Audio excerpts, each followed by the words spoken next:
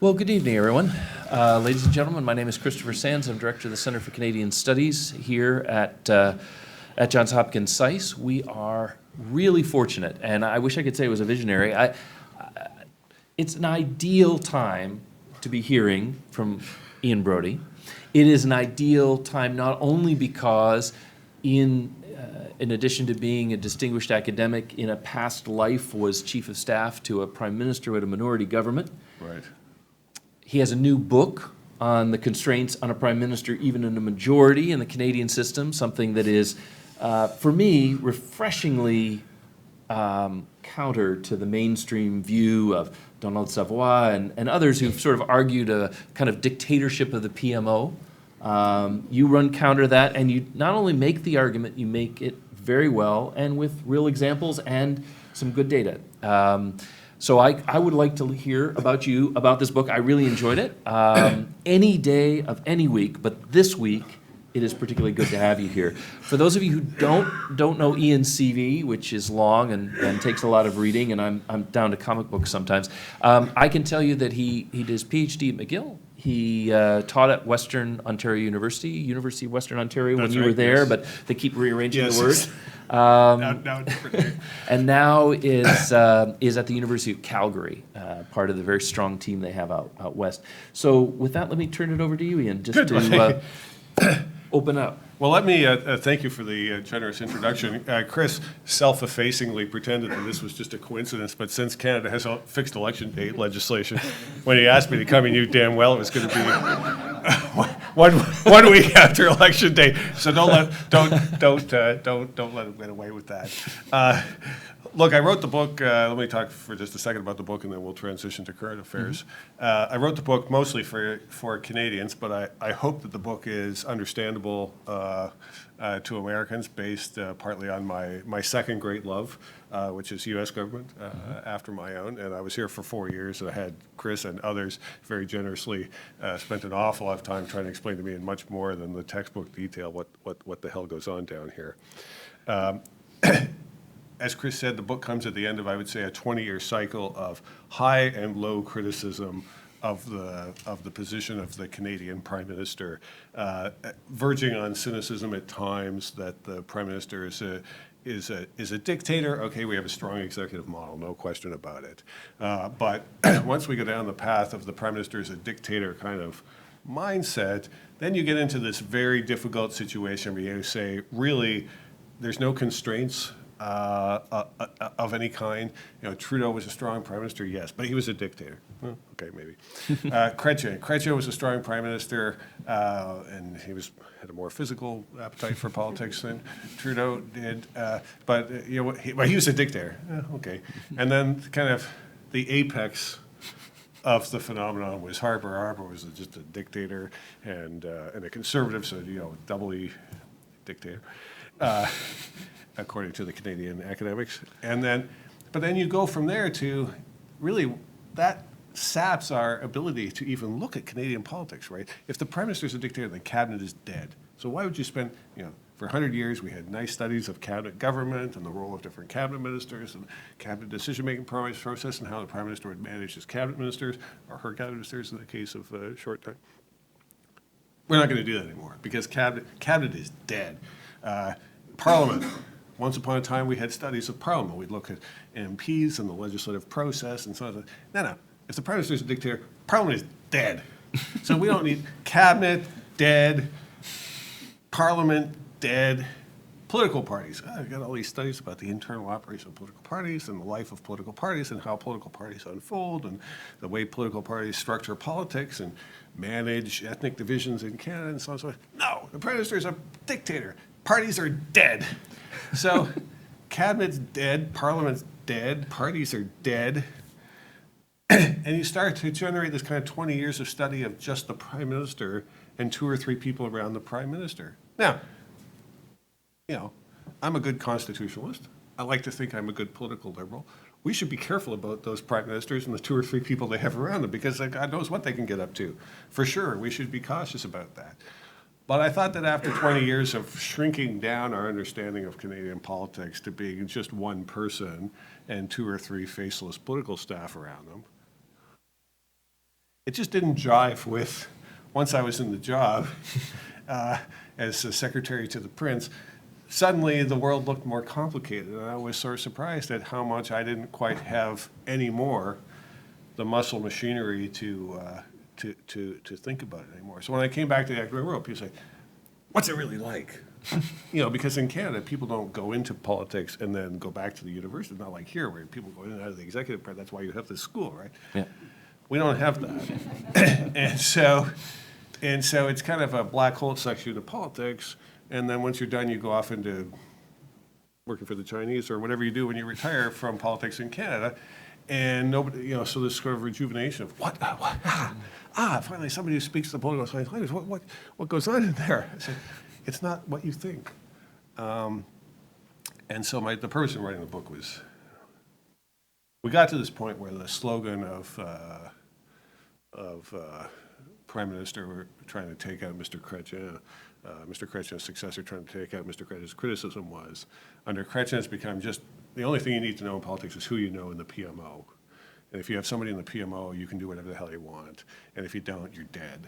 And I just thought, MPs are nobodies, the Prime Minister's office are the boys in short pants, all these sort of shorthands of Canadian political reporting. I just thought, I'm not persuaded by that. Mm-hmm. There's a problem, there's an issue. This describes some of the politics, and so let's take a break on that. My study of American politics, Madison was a genius. Many aspects of Madison's genius, but Madison's genius was, you take the ambitions of the person, about which you can do nothing, and match it to the institutional attributes of the office. Mm-hmm. And then you try and check and balance those. So you have a president, of course, it's a singular executive, so it's obviously going to be one person's will overriding everybody else's. Then you divide the legislature, you have a Senate, you have a House of Representatives, they have their own ambitious people, the leadership of those two institutions and each individual member. In times of statesmanship, that system is built to make for the nation to progress.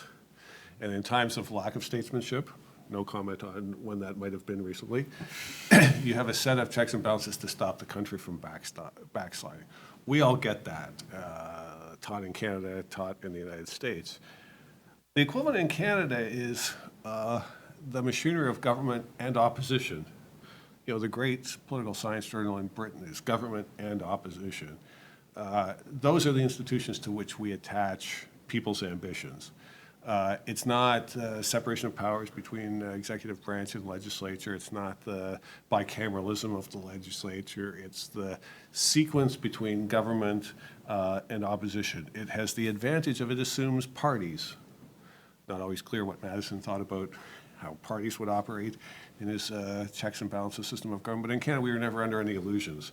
People are going to be divided. They're going to form groups. They're going to form political parties. We have to think about how to have a system of government that harnesses that kind of partisan dimension of politics. On that front, government and opposition, two different parties or two different sets of parties contending for power. It assumes alternation in power. You're going to have ins and outs, and then they'll switch sides. Madison had, I think, ideas of that, but we kind of built it in. By the time we built it in, we already had the British example. But that's an advantage of the system, is that there's an alternation in power. And it assumes the ability of people to persuade, because to alternate in power, you have to persuade the voters.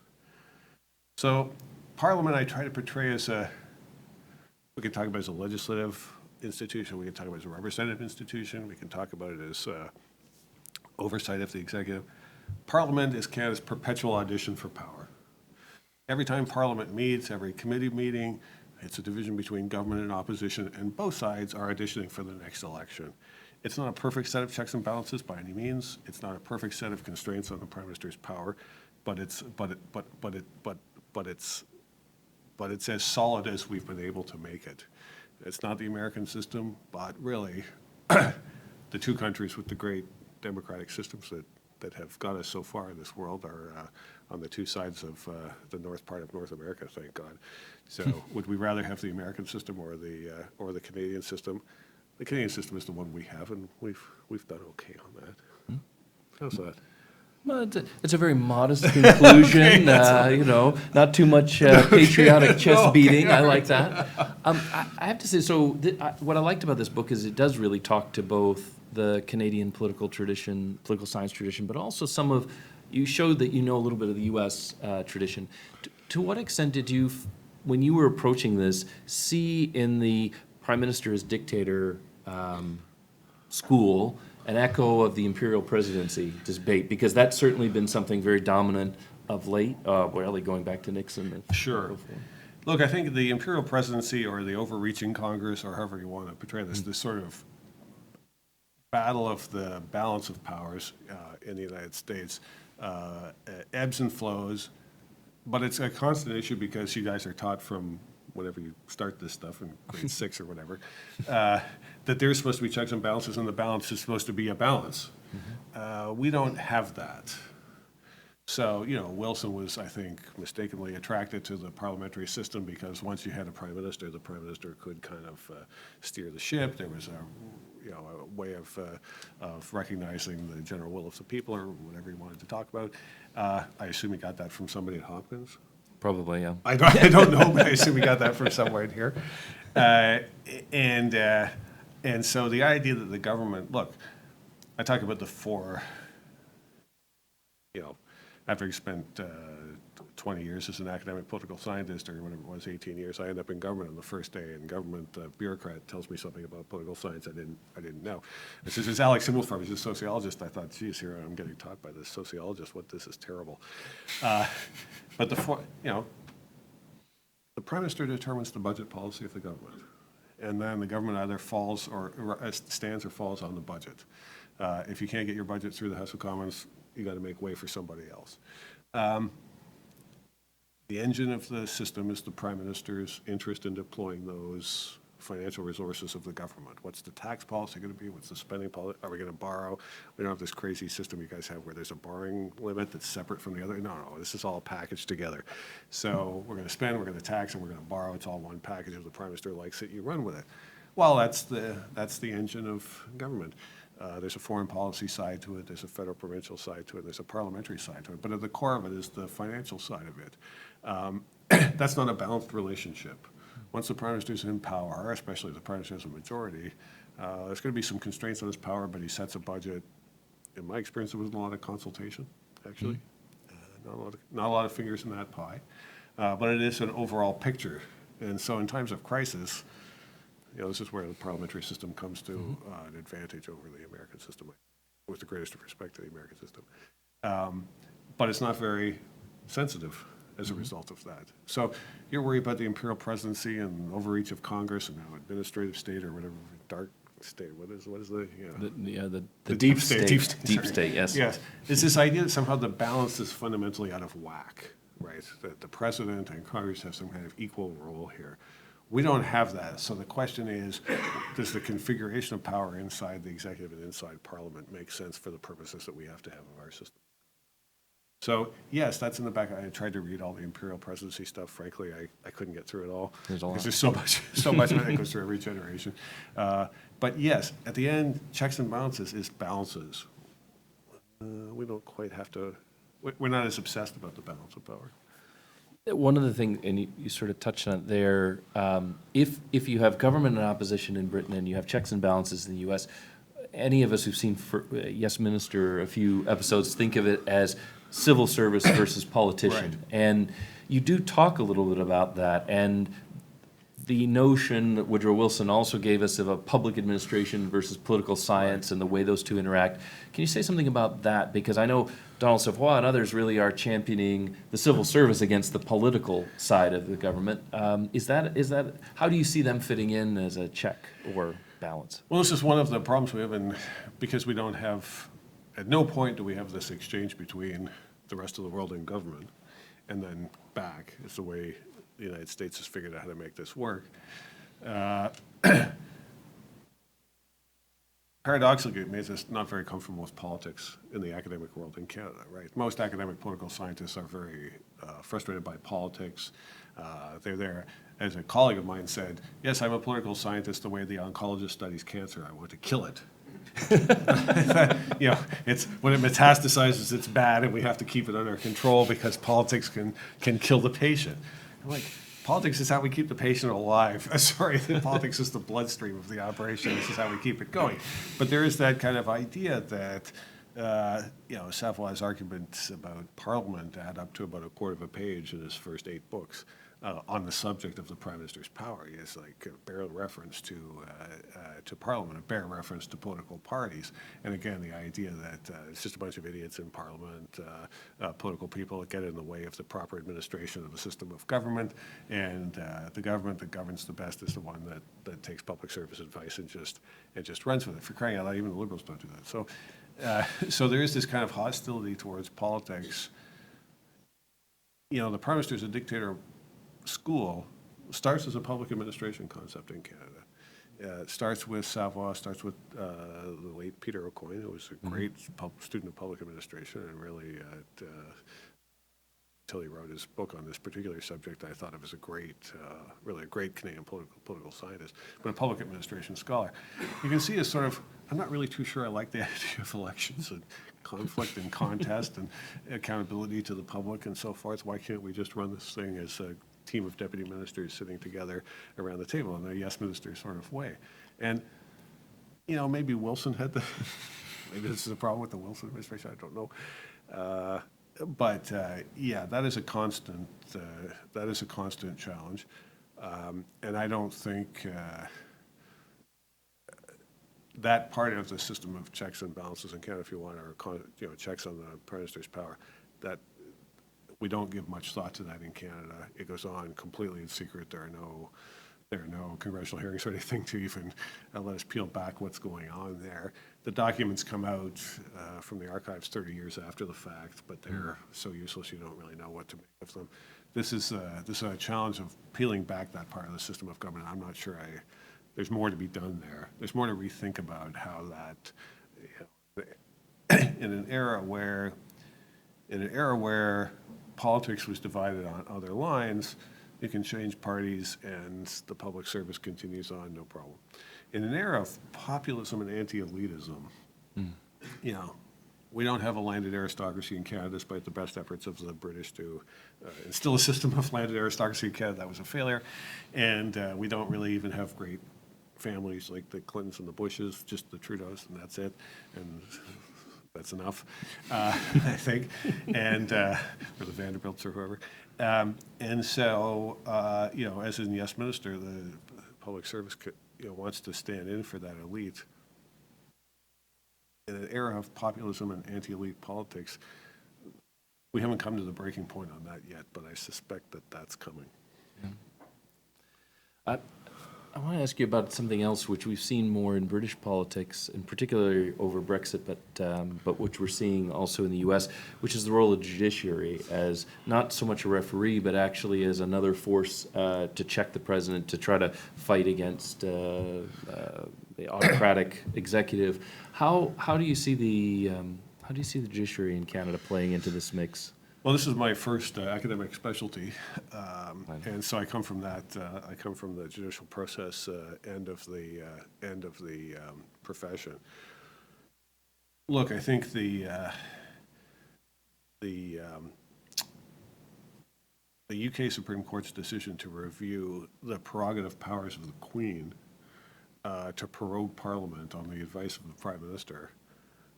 I was reading that decision last week, just before the Canadian elections. Someone had asked for a view on what might happen in different situations of a minority parliament. Well, would there be room for a court action? You know, a year ago, I would have said, a month ago, I would have said, forget it. Mm-hmm. Now, wow.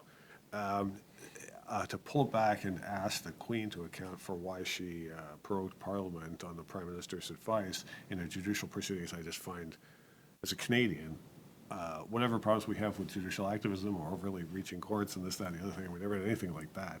That is an astounding development which will reverberate through the British parliamentary world for some time to come, I think. The idea that the mother of all Supreme Courts or parent of all Supreme Courts might try to stick their fingers into that is, I think, gives us all a little bit of cause.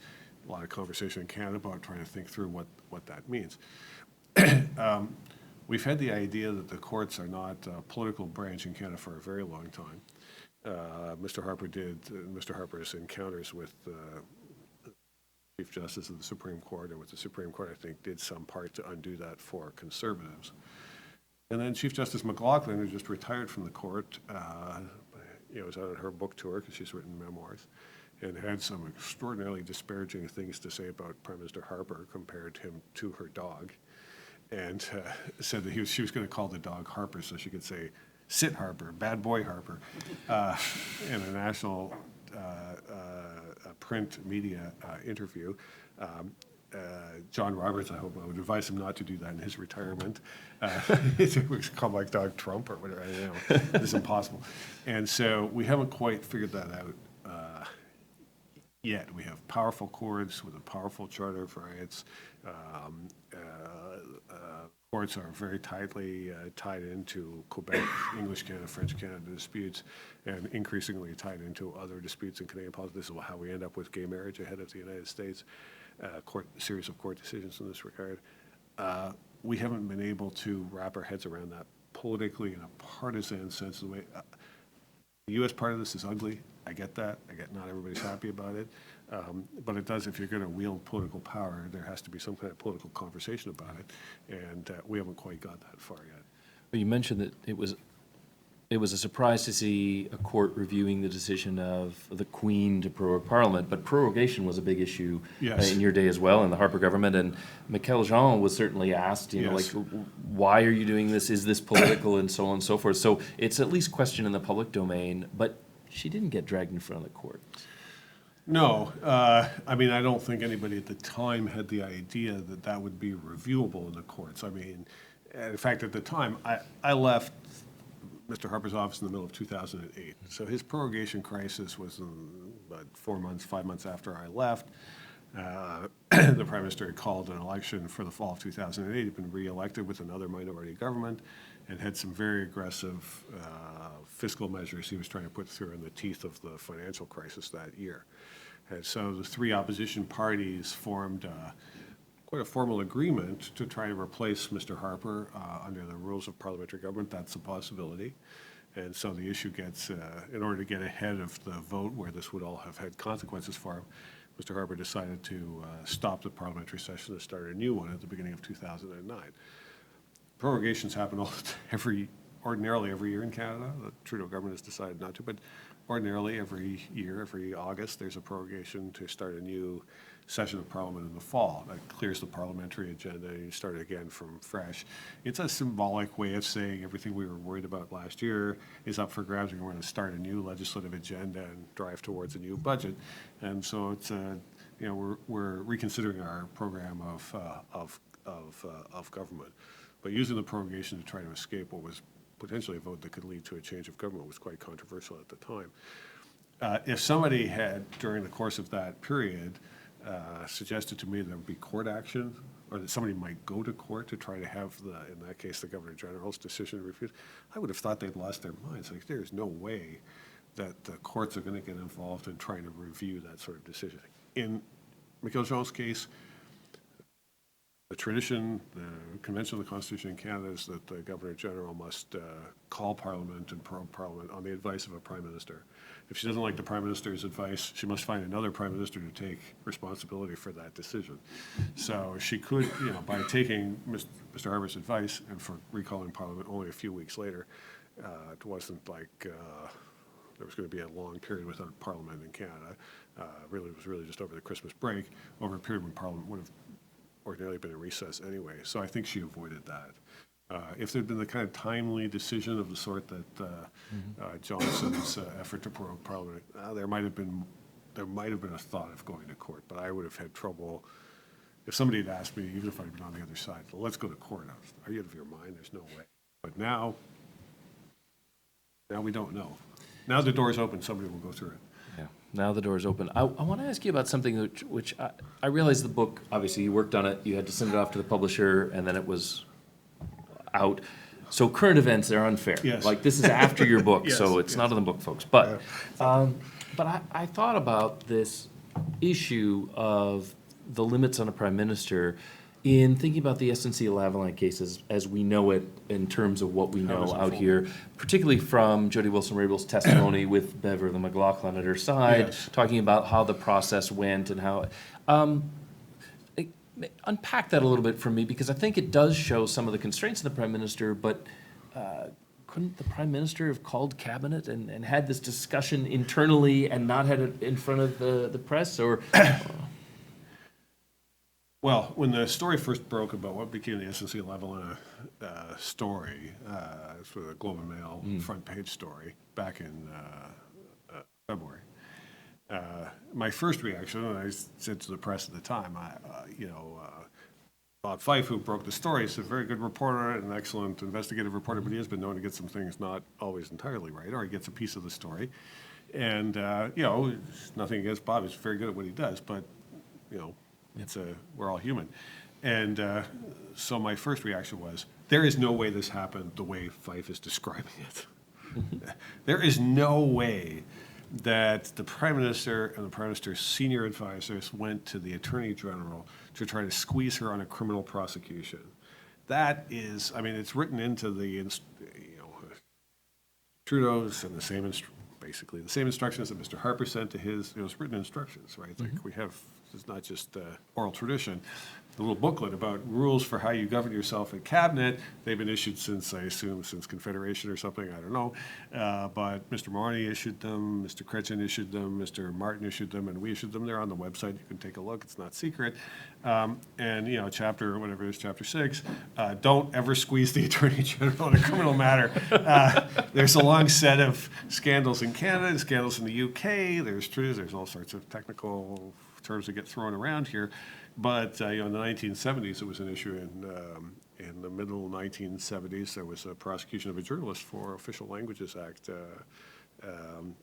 violation for publishing secret documents, which supposedly shouldn't have been published. And at the time, the allegation was that the Prime Minister had, because the journalist was a does this sound familiar to you? The journalist was repeatedly denounced as not quite fake news, but whatever the 1970s term would have been fake news by the Prime Minister of the day. It was the Toronto Sun, which was a Tory newspaper, and the Prime Minister was Mr. Trudeau's father, so a Liberal Prime Minister, and there was accusations back and forth. And so the Toronto Sun published some documents that were classified and charged with violating the Official Secrets Act. And the accusation at the time was that the Prime Minister had, phoned up the Attorney General and said, "You must charge them because they've been such a pain in my ass." And the Attorney General at the time was quite clear, and all of the documents came out later that in fact that was not the case. It was an important guarantee. Well, we write these things down so we remember them. So the idea that, look, the rules are quite clear and have been for quite some time, and the idea that the people in Mr. Trudeau's office somehow weren't aware of them, or somehow they'd forgotten, or that they never took political science, which is not true. But whatever, some nonsense is like, "Oops, we didn't know." That's nonsense. The rule is quite clear. The Attorney General, if she wants advice on a criminal prosecution, is free to ask her cabinet colleagues for advice. Can ask the Prime Minister to bring the subject up at a cabinet meeting. You can say whatever you want. But that's at the minister's, the Attorney General's initiative, always. The idea that you would then, over the course of months and months and months and months and months and months and months, squeeze the Attorney General because you didn't think she was making the right decision, I'm still astounded that that happened. I can't believe it went on. At the time, there was a group of us who had worked for Mr. Harper, phoning around. Did you ever do anything like that? Are you out of your mind? I wouldn't have ever done anything. Did you? No, I didn't do that. What the hell? Do we have any examples of this ever happening? The 3 or 4 days later, all sorts of phone calls going around about this. Back to Mr. Marnie's time. Did any of you guys ever squeeze a justice minister? Like, no, back and forth and back and forth. And so, I still find it hard to believe that this took place. I was glad that my former colleague, Anne McLeod, who used to be the Associate Dean at the U of A Law School, and herself at the Attorney General, Liberal Attorney General, and who I've gotten to know since I left politics, agreed to do a review of this and put together what I thought was a unneeded but sober assessment of the situation with some suggestions for the future. And if you need a restatement of that, okay, fine. I hope in the course of reconstituting his ministry on the 20th, as Mr. Trudeau's announced, he's going to have a new cabinet announced on the 20th of November. I hope in doing that, the documents that come with that, reams of documents have to come with this, incorporate what Anne wrote in her report. Yeah. I was thinking a little bit about that because I remember that when Julia Wilson-Raybould was testifying in Parliament, her version of events, we had this great split screen. Maybe some of you were doing it at the same time, where here in the U.S. we were watching Michael Cohen testify for this House Judiciary Committee about Trump, and it was kind of classic dichotomy between credibility and incredibility, and the high-minded, perhaps failure to meet the high-minded standards of Canadians' system, whereas the kind of confirmation that there is no low to which we will not go in the American system. And but I didn't want to point fingers, Chris, but no, I'm simply you sharing. were kind enough to let me into the country. They know. Anyway, the reason I raise it is I'm struck, and I had an early conversation with some of the people in the Trudeau government who really described their hopes around the concept of the West Wing. And I sometimes, West Wing's a good show, but I wonder whether we have a generation of people who enter into politics who have an idea about politics which comes from a popular cultural conception of the way that power is wielded rather than a traditional political science understanding of constitutions and laws and so forth, that leads them to cross lines they don't know are there, or that they think are it makes them transgressive because they cross a line, and that shows how great they are and how brilliant. Is there a degree to which you think that our perception of the way government ought to work is overriding the real rules and, as you say, the guidelines for cabinet? Well, it's one of my pet peeves that people ask me, oh, did you watch House of Cards? It's a fantastic show, and blah, blah, blah. My wife and I sat down. My wife worked in politics, too, still working in politics. We sat down to watch House of Cards. It was so boring, I couldn't get through the second episode. The guy really strangled a dog in front of us. The whole thing was just crazy. Was just crazy. But the transgressive issue, we have to think this through. I mean, we have to think this through on the educational side. For those of us who are in the instruction business or the teaching business, we have to think this through. We have to think this through on the scholarship side. Because the idea that stomping on the rules is evidence of your moral fortitude or something like that in pursuit of some greater ideal, that's the death of all constitutional government. We cannot have that. And so, look, I really didn't come to point fingers at people, so let me be careful about how I say this, but one of the debates we're having inside the Conservative Party since last week's election results was, we've invested all this time in the party, trying to put together a party for historic reasons of recent frustration, and did we do enough to make conservatism a movement in Canada? We need to be more movement-like, because the Liberals really did, in picking Trudeau, sort of decisively move towards a progressive movement type of politics. And so, you don't have to be a member of the Liberal Party anymore to vote in their leadership races. You just click like on the Facebook page, and if you give Trudeau a like, you can be have a vote inside the Liberal Party issues and so forth. This is not quite the American primary system, but it is a bit weird to, us old-style Canadians. And, it doesn't matter how many donors we have, it matters how many followers we have on Instagram.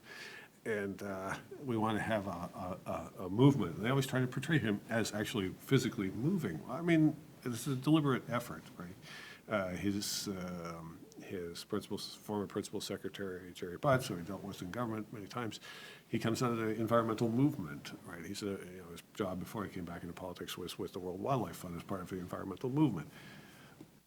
Okay, we've got an objective here as a movement, that's fine.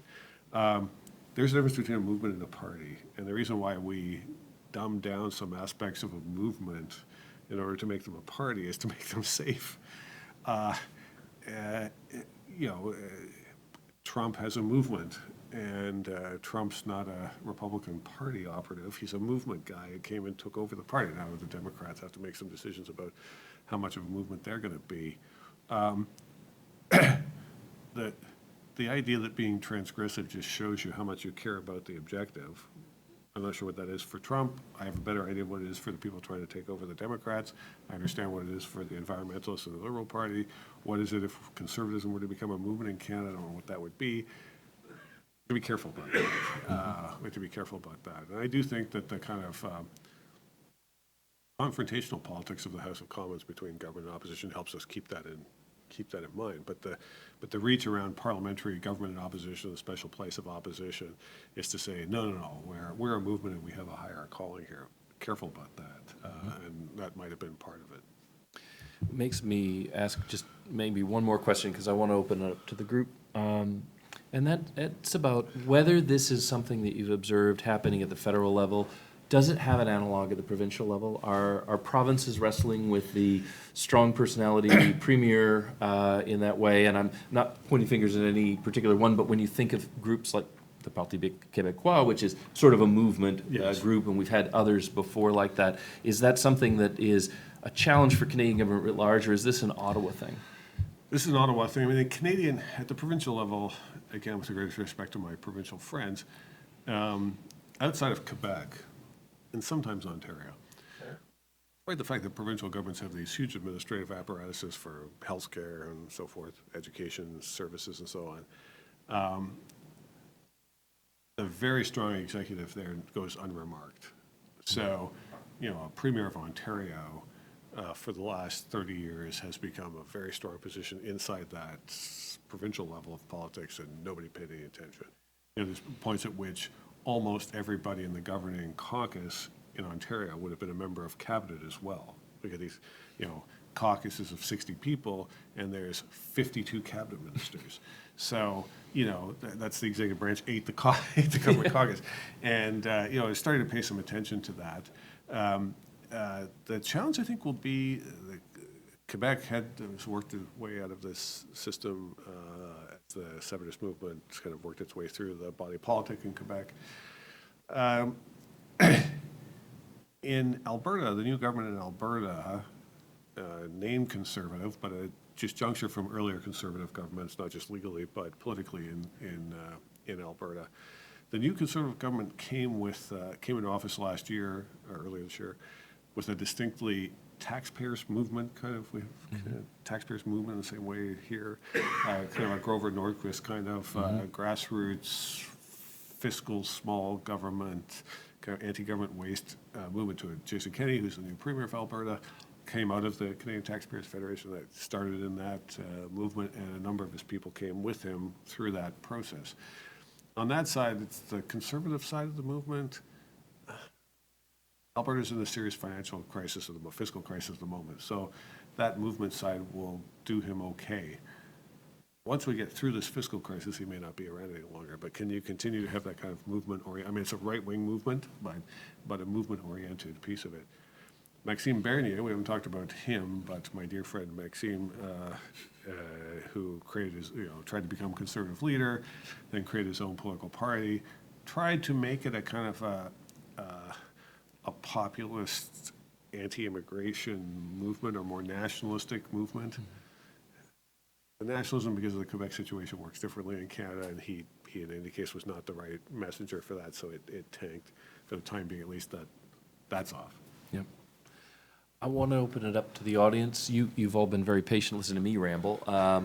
So questions, comments, and I will just add, we have a microphone at the back. The value of the microphone is that it goes onto the recording, but if you don't want to use the microphone, that's okay. I'll just repeat your question so that it goes into the record. All right, anyone? Professor Warby.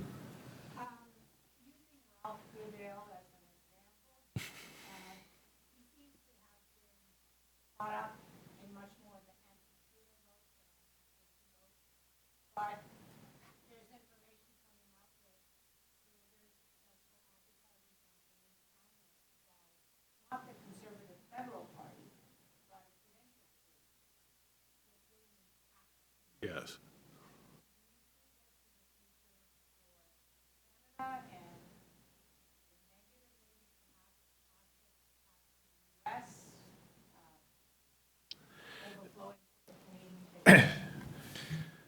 So while you compose yourself, this was a question about Ralph Goodale and the sense that there were some of the challenges, some of the ads were driven not by the Conservative Party, but were driven against him by political action committees, the PACs, and whether that's a new phenomenon or whether it's a dangerous phenomenon in Canadian context. This is one of the areas where kind of American political reporting entrances Canadians, and we must have whatever the Americans have.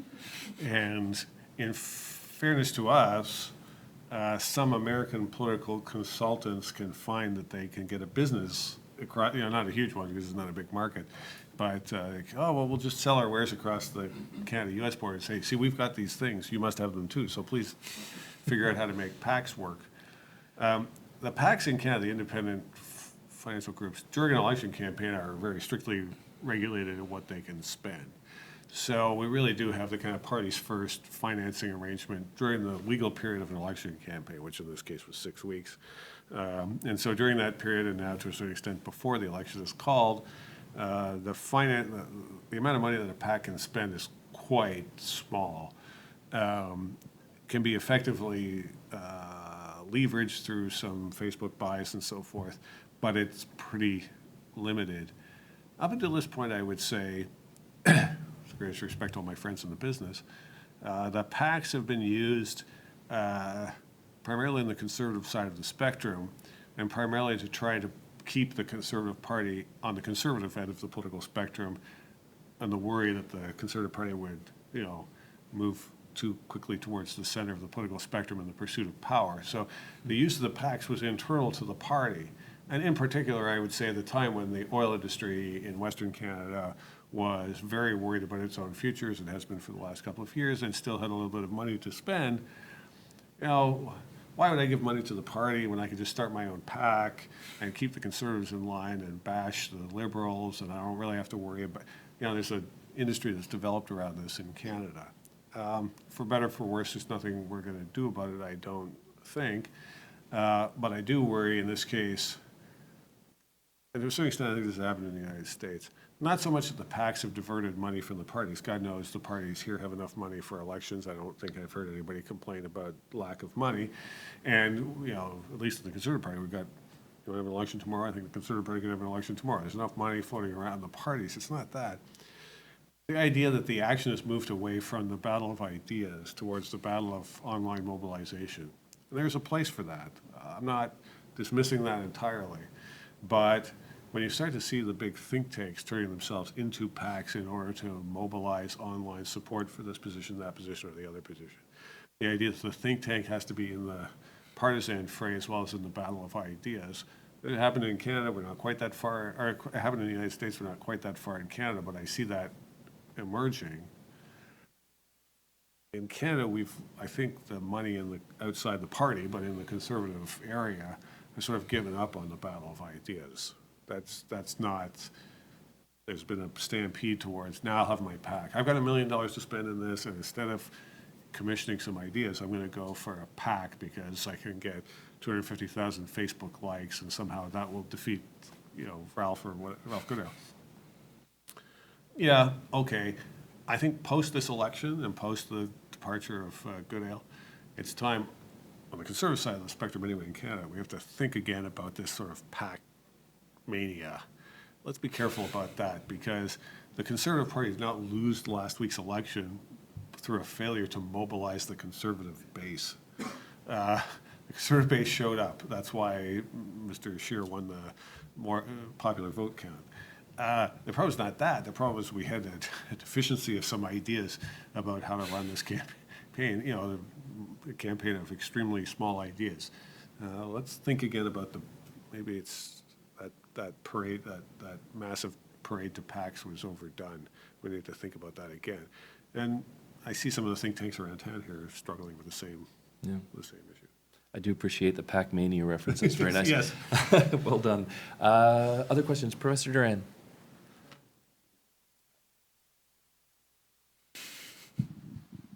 Thank you. Ian, you've already taught me something that I guess I should have known before, but I certainly learned from you, and that is you emphasize that the financial part of things is really the focus of where there's a lot, where the politics really gets thick and heavy. I guess I should have known that. And I was always impressed by the way in which candidates would go around the country and talk about bridges and roads and schools and things that they would promise. Hockey arenas, it always works. Yeah, maybe new hockey rinks too. But the fact is, we don't have anything like that. But it doesn't mean that financing is less important. It's just handled in a different way. Right.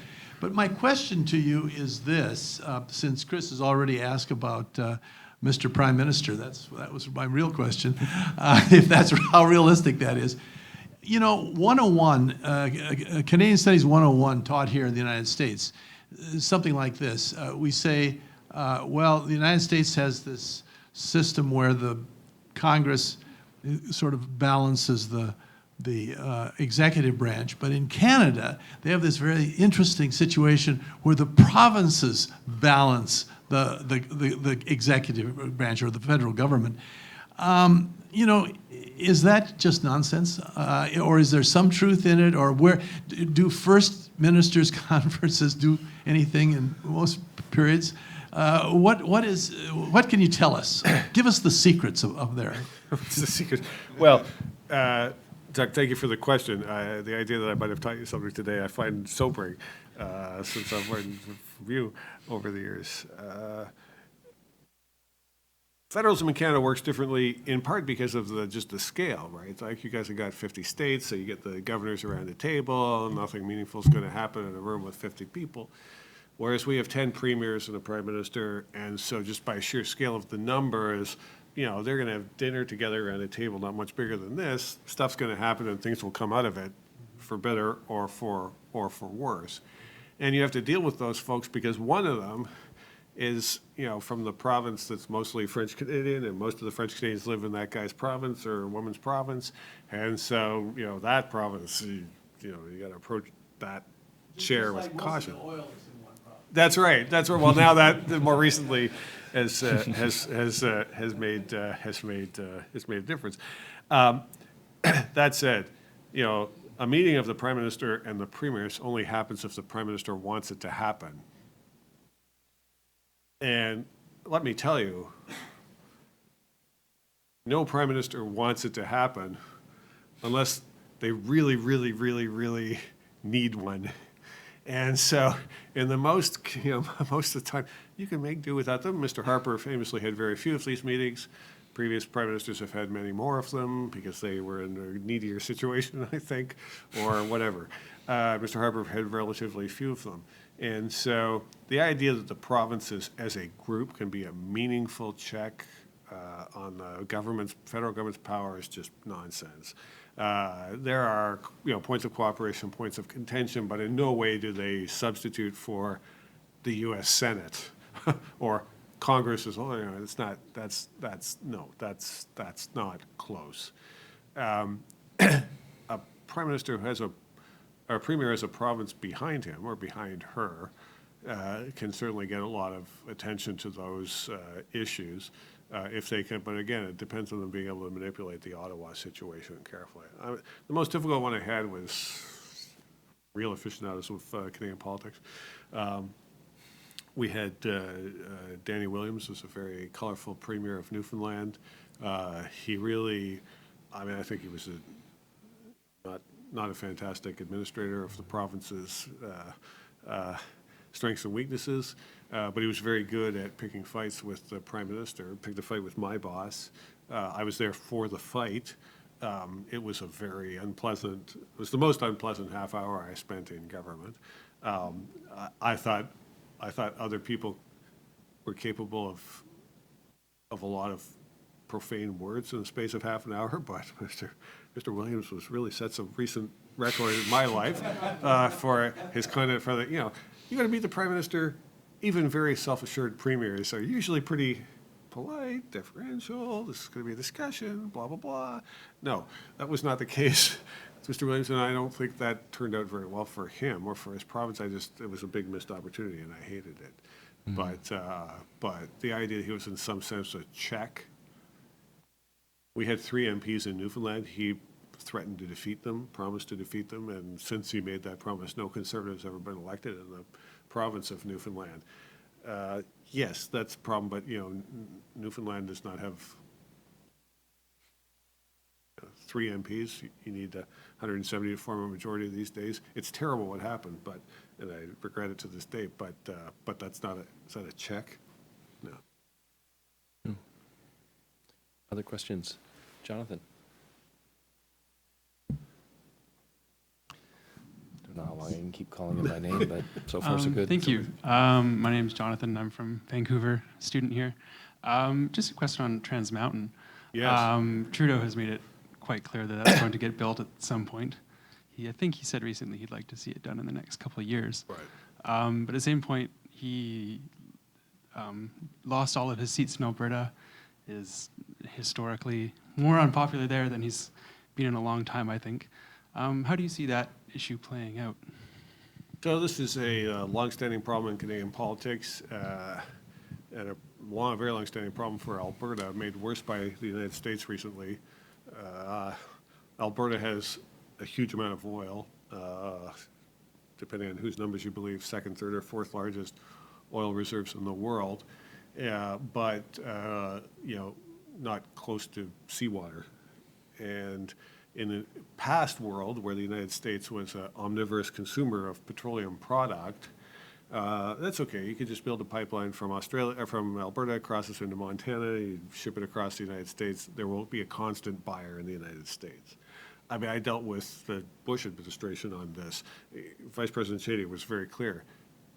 Whatever you can produce, we will buy. And on those words, $200 billion invested in Alberta. I mean, Cheney says, whatever you can produce, we'll buy. Okay, let's go produce it. But now it turns out the United States has its own sources that, Cheney wasn't aware of, and maybe didn't think we'd come in quite as big. So we can't sell as much oil and certainly as much natural gas. We've effectively, I think, stopped exporting natural gas to the United States. And so that's stuck. To sell it, we have to ship it someplace else, and that means building a pipeline someplace. And for the last 10 years or so, Alberta's been trying to build a pipeline across the Rocky Mountains down to the Pacific Ocean through British Columbia. That's a federal responsibility, and I don't think anybody has any doubts about that. Under the Canadian Constitution, interprovincial infrastructure of that sort is a federal responsibility. The federal government has had a regulatory system for managing that since the mid-1950s, established as a result of a previous pipeline crisis. Nonetheless, it has been difficult to get clearance to build a pipeline to the Pacific Ocean. And the last project that's still on the table is this Trans Mountain expansion. It's an existing pipeline that's been there since the 1950s, I guess, early 60s. And the proposal is to repipe. It needs to be replaced anyway, but it's to repipe it with bigger pipes so that more oil can flow through to the port of, not quite the port of Vancouver, but to the Vancouver area. The great pressure for it, of course, is from Alberta because we're storing stuff in our basements and in swimming pools and so forth. Like, we keep producing this stuff and we don't have any place to put it. Can you stick some in a jar in your cupboard and store it until we can get the pipeline built? It's quite literally a serious problem. And Trudeau didn't win any seats in Alberta or in Saskatchewan or in the eastern part of British Columbia. But he said he wants to build a pipeline. Look, the issue here is the pipeline's been tied up in litigation for the past 3 years, and every time there's an administrative decision, there's 1,000 lawsuits. You only need one lawsuit to win in order to set it back for another year, and that's happened last year. A lawsuit that I don't think anybody thought was going to succeed on the legal side. Nonetheless, the court said, stop, you got to go back and rethink this. And that delayed the pipeline for a year. There's 1,000 other lawsuits going on right now that could, you only need one of them and off it goes. If Trudeau does not build that pipeline or get that pipeline built, he now owns it, he's bought it in order to keep it going. It's now a federally owned corporation. If he doesn't build that, I do think the quick decline of foreign investment money into Canada just disappears. I mean, the idea that Canada could build anything of a major size that was economically crucial and going to generate value for billions of dollars for the next 20 years, 40 years probably. The idea that it would just evaporate. Already we wonder about whether we can build this pipeline. If we can't build this pipeline, we can't build any, the story will go out, rightly, to people who are sitting on billions of dollars around the world. The Canadian government is just not open for business, and we can't invest there. Already, oil and gas investment has disappeared and mostly moved elsewhere. There's been exodus out of the Canadian oil and gas industry because of this problem and others. You want to see that multiplied across many sectors. We're a big mining country. We get mines built and things that need to work in order to make the mining work. Lumber at the moment's in trouble. So there's already investment problems in the lumber business in Canada. There's a long-standing dispute with the United States in this regard. But Canadian companies deploying their capital out of Canadian lumber markets and into Georgia and other parts of the United States for a lot of different reasons. The Canadian economy outside of Alberta and some parts of Saskatchewan is doing very well at the moment. Helped Mr. Trudeau last week enormously. But that's coming at a price of 4 years of really crummy foreign investment numbers into the Canadian economy. I think if you were to say, look, we just can't build a pipeline, I don't know how he goes to the next G7 meeting. Like, if he ever wants to go to Davos again, and he apparently enjoyed going the first time, like, they'll just laugh him out of there. It's the sort of thing where the finance minister goes down to New York to see the bond raters. He's going to have a hard time about that.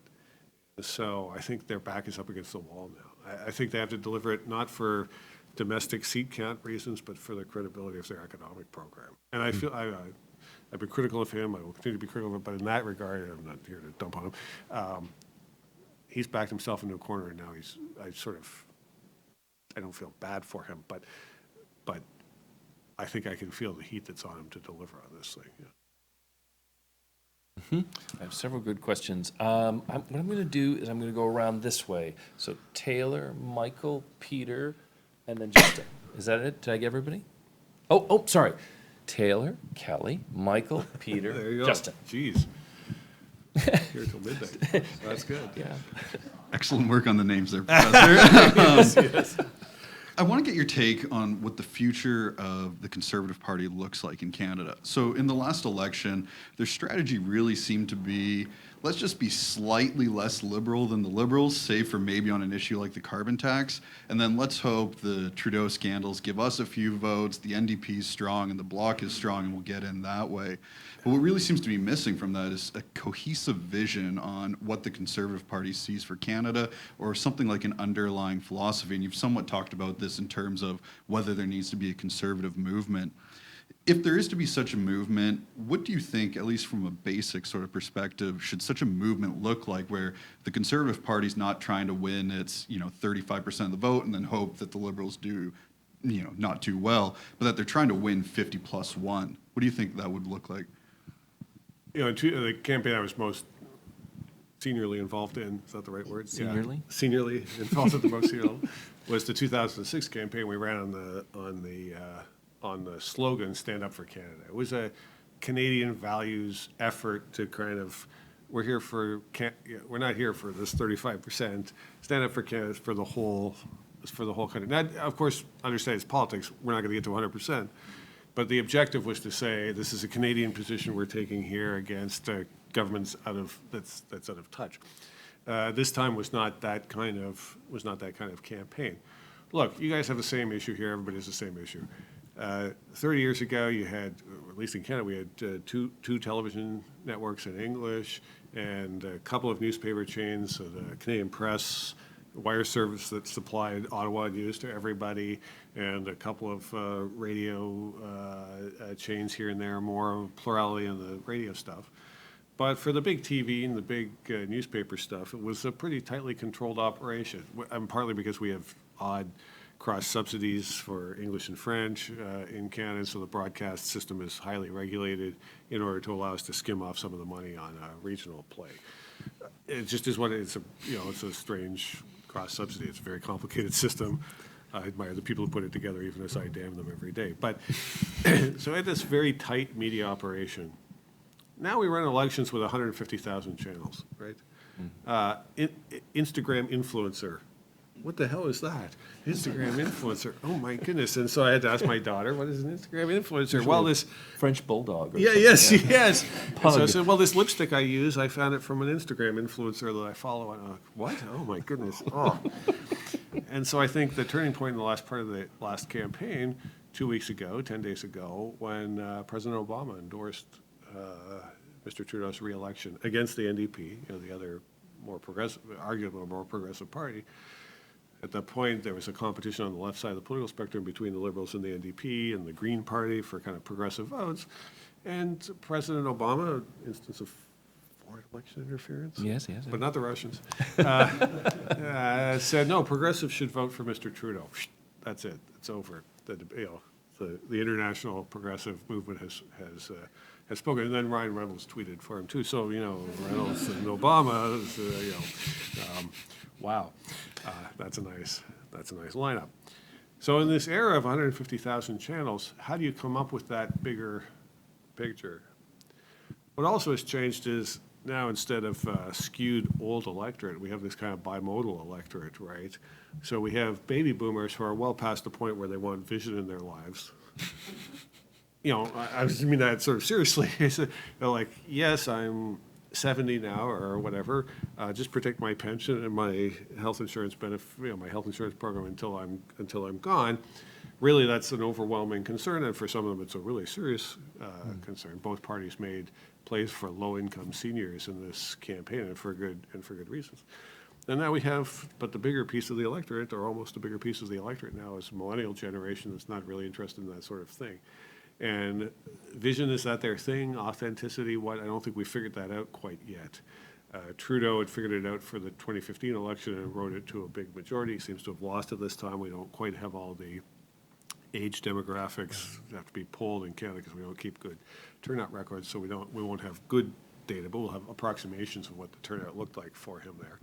And my impression is certainly that didn't work out very well for him this time.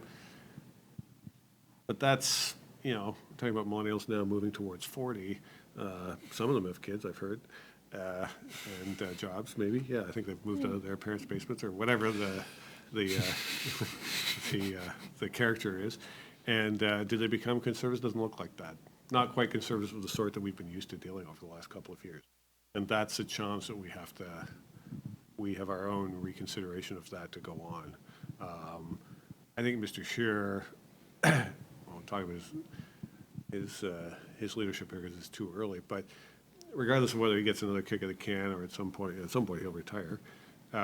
He's a young man, but at some point the party will evolve. It's either with him or with somebody else, and we have to go back to rethink that piece because we can't just surrender everybody under the age of 40 to the other party and every year it's harder to do that. I just want to complete the trafficking and stereotypes. So we've got the millennials living in basements. We've got the baby boomers, protect my pension. I don't care about anybody else. This is Generation X crapping on both directions. That's right. Complaining. That's right. Nobody likes us. We're all slackers. Chris and I are the same age, so we can do that. Yes, exactly. Kelly, Yeah, thanks for the great presentation from both of you. The title of your book, At the Center of Government, you're sort of talking about everything needing to go through the PMO. And what about the idea that certainly has been common in the West for many years, that it's the Easterners who run the government? When I'm originally from Edmonton. When I was a teenager, I worked with the Reform Party and volunteered for them, and that was really started as a Western protest party that somehow managed to evolve and eventually take over the government. Right. And we're seeing, with this election, as people have mentioned, the Liberals didn't get any seats in Alberta or Saskatchewan, and people I talk to are now talking about a Wexit. Alberta separatism's had a long history. There's always been a certain percentage of people there in favor of it, but this is the first time I've really seen this many people talking about it. I was wondering what you think of that. Good idea, bad idea, and what is there really ever going to be a solution to the regionalism that has really plagued Canada since the beginning? I think. This is a very difficult question. A very difficult question. Look, for 10 years, I don't mean it's a partisan comment, although it will sound like it. For 10 years, the Prime Minister was from the West. I mean, like me, Mr. Harper's from Toronto originally, but we both moved to Calgary at some point. And so it's certainly think he's identified with the West. And at the time that the oil and gas industry, both the gas side and the oil side, was on a real high, the worry about the Western Canadian place in Confederation was subsumed by Harper's this, that, and the other thing, but he's got our back. And we've got all the money and all the investment we could ever need. Really what we need from Harper is lax immigration rules so we can bring people in to deal with the labor shortages that we're facing. And both those pieces of the Western quiescence came out at the same time, right? Harper's gone as Prime Minister, and this great boom of oil wealth and natural gas wealth out west has disappeared as well. And at the same time, uranium and potash, and a lot of the prices were up, so things were fantastic. At the same time, I think because he was a Westerner, Mr. Harper was very interested and constantly aware of Quebec issues in Confederation, understanding that, your unhappiness with sometimes what the federal government's up to is not the same as ours at West, but it's close enough I can understand why you'd be upset. So he was careful about that side of it as well. Stay out of the Quebec government's nose, stay out of the Alberta government's nose. We'll stay out of the provincial government's faces here. We won't push into provincial jurisdiction if we could possibly avoid it. I'm not going to pick a fight with, on some issues plainly in Quebec's jurisdiction or Alberta's jurisdiction, and or any other province's jurisdiction. That did us well for 10 years, and all of that came apart in 2015. I think part of what happened here is Mr. Trudeau, partly for his environmental reasons, partly because of his social movement basis of the party, wanted to push into all of the provinces' backyards. And that is a very difficult way to run the Confederation. So we have his problems out west, and then the resurgence of the Bloc Québécois in Quebec.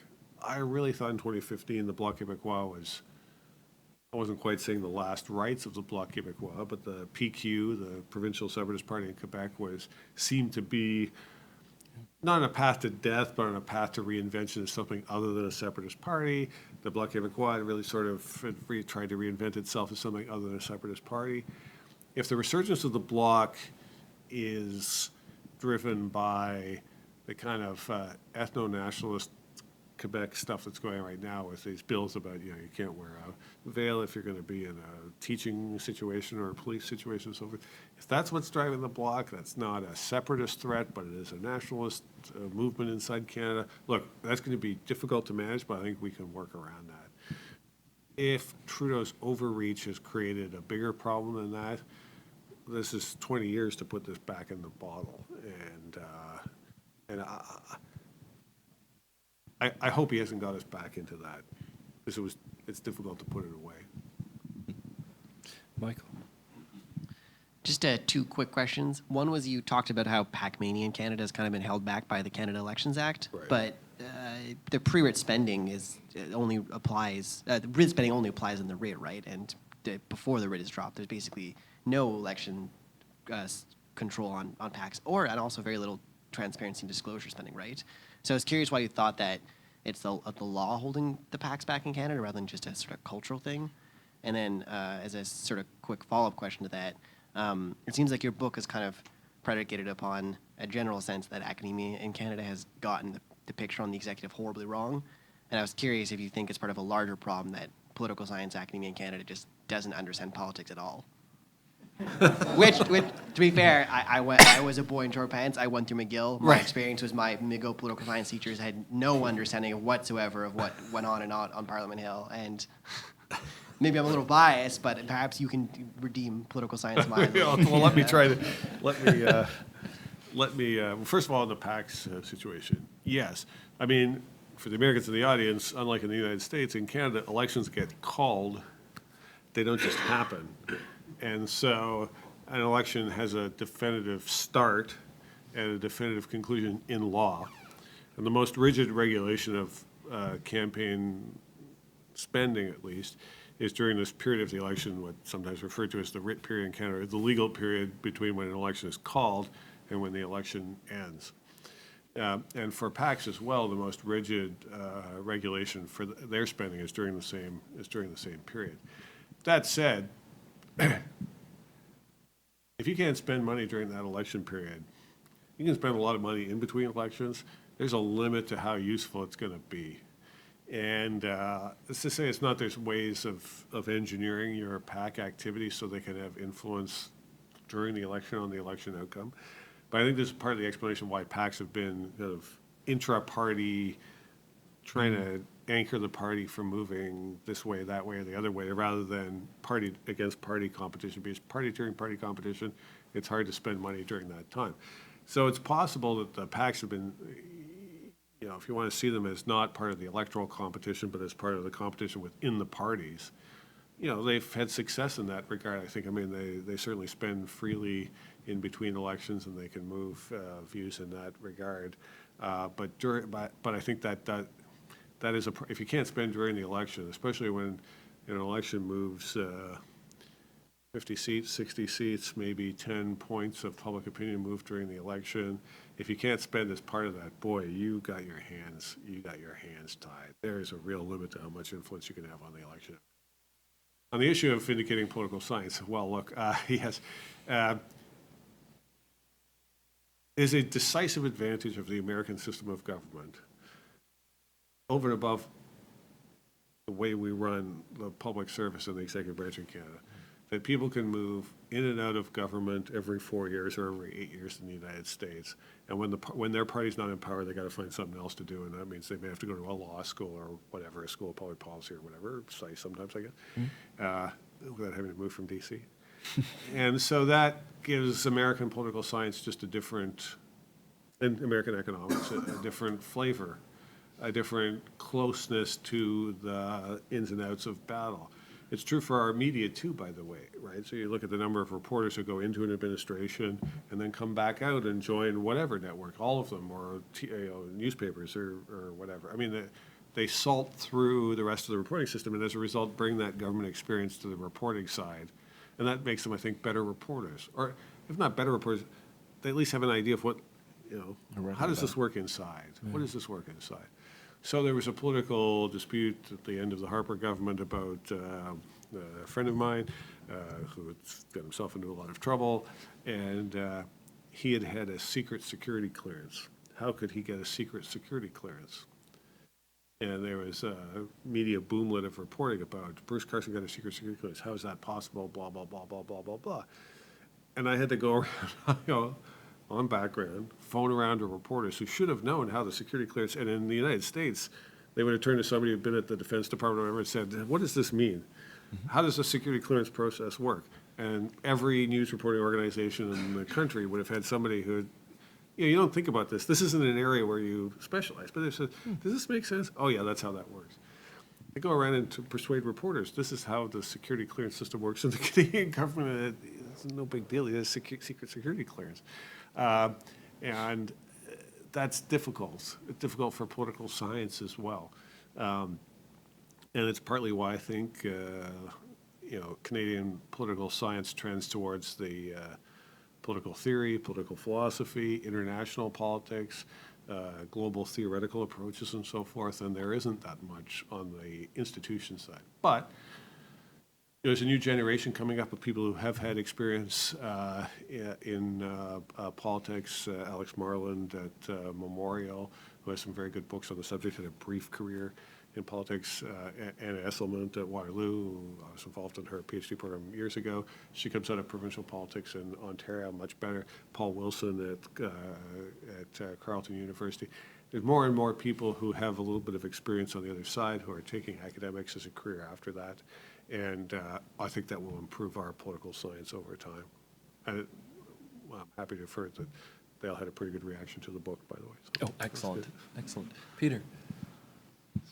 So on the topic of, I guess, Trudeau's non-binding partial Senate reform, Right. how do you see that, at least for the foreseeable future or the next, say, decade, until that would be undone by a prime minister that doesn't agree with appointing the Senate that way?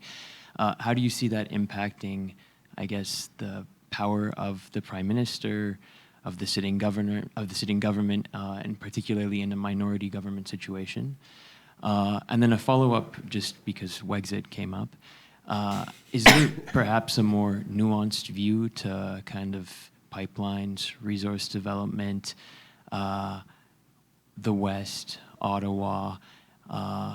Let's not forget that Premier Notley was an early ally of the federal government and Trudeau, and Greta Thunberg was welcomed in Edmonton with almost 15,000 co-protesters. Co-participation. That's Edmonton. Let me talk about the second piece first. Are you a Greta groupie? No, I didn't go to the protest, but I don't live in Edmonton.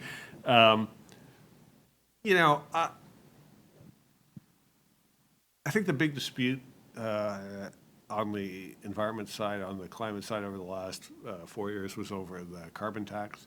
And the carbon tax, it's a tax policy, and so it has distributional consequences.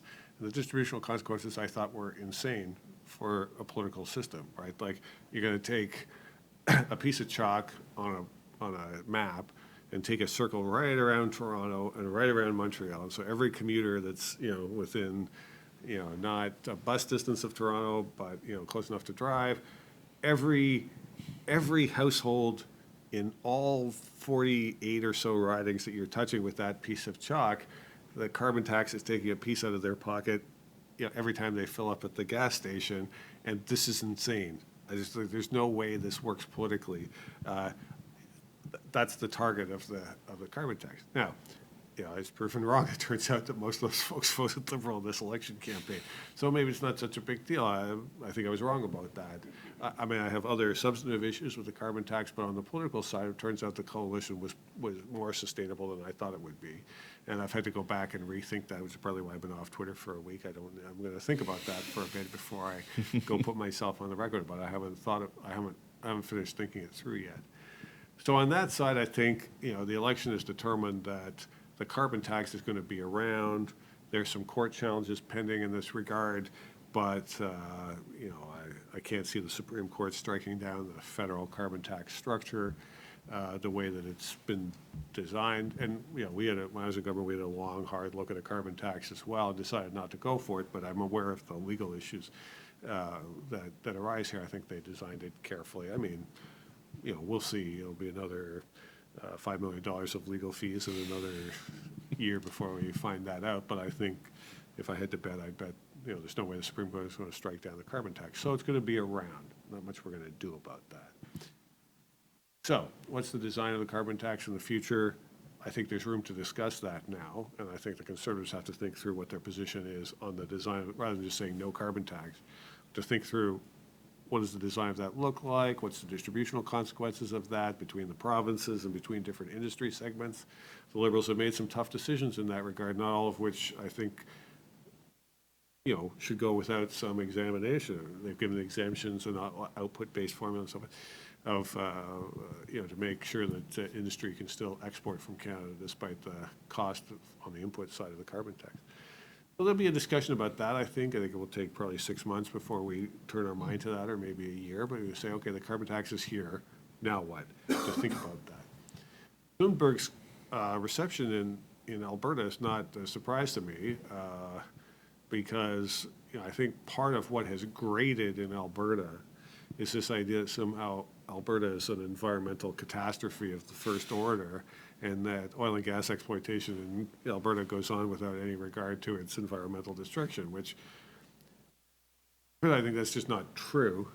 But secondly, I think if you go around Alberta and ask people, how do we do on the environment stuff here in Alberta?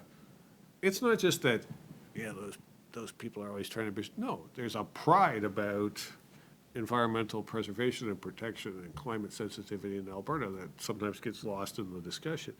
So the idea that Thunberg or anybody else might come to Alberta for a big climate rally, get a big turnout, doesn't surprise me.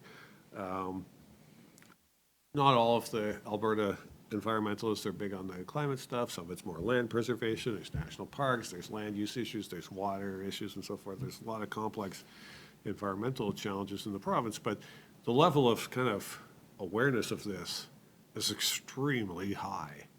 And as the pressure has mounted, even in the oil sands, which has tended to be the more carbon-intensive oil production in Alberta, the carbon intensity of producing a barrel of oil sands oil has collapsed in the last 8 years, certainly in the last 5 years. Just, it's in the industry's business interests to do that, independent of pricing carbon, independent of carbon caps. It's expensive to get oil out with a carbon-intensive process. And I've been up on the sites. I mean, it's astounding how quickly they can change the mix of stuff that's being injected into the ground in order to reduce the carbon footprint of a barrel of oil. So, there's I would say, a constant obsession about that in Alberta. And part of the political problem that Trudeau has is that at times, certainly during the election campaign, I think he appeared to be insensitive to the efforts that the pride that people in the industry and even outside the industry have about Alberta's environmental record. On the Senate. On the Senate, sorry, yes, on the Senate side, yes, yeah, on the Senate side. Look, the Senate was not created, we have bicameralism in Canada, obviously, because we have a Senate and a House of Commons, but it wasn't intended to be the separation of powers that the United States bicameralism was intended from the beginning to be. So, the elected House is the lower house. They're democratically accountable and therefore partisan, and they have muscle they can flex as needed. The upper house can either be partisan and weak. Because it's partisan, it is therefore weak, because it's not seen as having enough legitimacy to really flex its muscle. Or I think it can be elected and strong. And in the past, I've advocated for that and struggled with it in government, and another thing I'm rethinking as a result of the election. The idea that the upper house can be appointed nonpartisan and strong is a very difficult one. And so for the time being, especially in the political science community, as I said earlier, we tend to be distrustful of partisan politics. And so, the Senate, it's nonpartisan and it's flexing all these muscles, and someday I'll get an appointment. I think that last part of the sentence is part of the enthusiasm in the political science circle for it. If I'm a good enough political scientist, maybe I'll get appointed. And the Senate is better than tenure because it comes with a research staff. I think that's part of it. But I think that Trudeau's sort of half reform is informal reform. First of all, I think it's unconstitutional by the Supreme Court's own reasoning against the Harper government's efforts at reform. He's changed the nature of the Senate, and that can't go on by federal action alone. The Supreme Court was clear about that, and if it's true for Harper, it's true for Trudeau. But I think Trudeau has sown the seeds of the Senate's destruction. Like at some point, this is going to get out of control, and that'll be the end of the Senate. I do think he's struck a blow here for the abolition of the Senate. It won't happen under his tenure because he's committed to what he's done, and he'll have to own it. But at some point in the next, 10 years, 20 years, he's put the Senate on a path that will upset the system of government, and that'll be the end of it. Wow. Justin, I turn to you for the last word. My question is on foreign policy and minority. Yes. So there are two schools of thought. One that say these issues are second order because government's not made on foreign policy issues, therefore. And the other school is that this is a domain where the therefore it would record more importance during the minority government. What's your view? Well, when we talk about the international situation for Canadian government, I mean, the first 97.5% of it is Washington and the United States. And so, the Commonwealth and the Francophonie occupy another little slice, and then the rest of the world past that. So, so let's be clear about that. Insofar as you guys are moving in, the Americans are moving into an election cycle, I learned myself, that no Canadian wants to be part of a U.S. presidential election cycle. And so, insofar as the Trudeau government's policy vis-a-vis Trump has been sort of minimally obnoxious, necessary intervention, like, we're not going to be a threat to you, don't ever take a piece of me. If you really want to do NAFTA, we'll do it, but really everything else is just fine, great, no problem from us. So that lends itself to an election cycle of trying to keep your head down. And if the Canadian Prime Minister is going to try and keep his head down during the U.S. presidential cycle, that kind of limits the rest of the internationals. You can go on some nice trips. Not all of his international trips have worked out well for Trudeau so far, but they won't do that again. And so, as we were talking about earlier, he's got some summits coming up. Okay, those will be travel. But is there something constructive to be done there? Look, there's some outstanding items. So we don't have final ratification of the Canada-EU economic and trade partnership, and that's got to be nailed down. And there's a wholesale changeover of European leadership, both at the Commission, at the European level, the Brussels level, and in Germany coming, that, and in Italy there's issues. So that's going to take some effort. Is that Prime Minister engagement, or is that Foreign Minister and Trade Minister engagement? Not clear yet. I don't think we actually know quite yet. Over the next couple of months, we're going to have to poke at that to see. But that's, delivering a deal that's been in the works for 5-6 years now, and so that's, is that constructive? Not so much. On the other hand, as the president's reelection campaign here, moves towards election day, and through whatever's going to go on in the House of Representatives and the Senate, if they get to that on whatever this thing is with Ukraine, I think we've become inured to sometimes unpredictable presidential national security decisions. Does it become, is the thought of the day or the thought of the hour a tweet that disrupts Canadian politics in some way that the Prime Minister can't just ignore? That's the kind of the disaster scenario that's sitting out there at Foreign Affairs or whatever it's called now. They're all over at the embassy. And please let us know if the tweet comes, but of course you can't.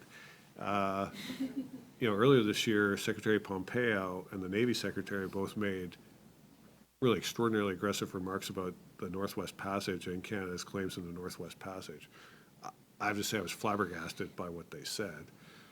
Both countries have seen it in their interest, at least since the Moroney-Reagan era and the Moroney-Reagan agreement on the claims in the Northwest Passage, to just say, we want to keep the Russians out, or now we want to keep the Chinese out, or whatever we want to do.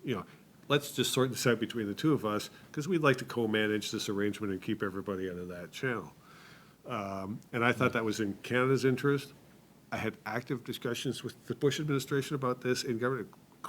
Came up with President Bush, between President Bush and Prime Minister Harper, and we all understood it was in everybody's interest to manage this the way Reagan and Moroney had managed it. The world had changed, but in this regard, there's no need to upset the apple cart on this. Let's just keep this going forward. For reasons that I don't understand, two secretaries about the same time making the same comment in a public and very aggressive way. Boy, that worries me. It didn't get a big, again, the Canadian government, just ignore it. Just ignore it. There's a presidential election coming up. If he gets reelected, I don't know what we're going to do, but we'll figure that out. But, and again, it was two cabinet secretaries, not the president, intervening in this. And in fairness, the U.S. Navy hasn't made a move towards the Northwest Passage yet, thank God. This summer, it was a little touch and go there with passage up the Arctic, the Alaska coast, but for the time being, nothing. Little rocket man, I mean, all these things, that keeps people awake at night, for sure it does, yeah. And a move in the Arctic would be, that's a harder one to just say, oh, well, there's a guy at the other end of that Twitter, and he'll be on to something else later, and so just ignore it. That might not be quite so easy, and that'll be a real challenge.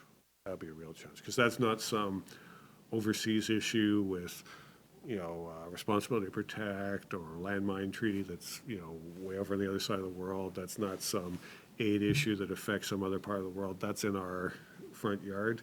The Northwest Passage goes through sort of the geographic center of Canada, even if it's not the population center of Canada. And that is a real serious national security issue in Canada. And that would be difficult. that matters, to your question about sort of domestic political salience. That's not our position on Cuba, that's not our position on Iran, that's not our position on one China policy that's on the other side of the world. That's a direct national interest of Canada's. And we've had a very settled situation about that for several generations now to our mutual benefit. I don't understand why they brought it up, and I still worry that it's coming back.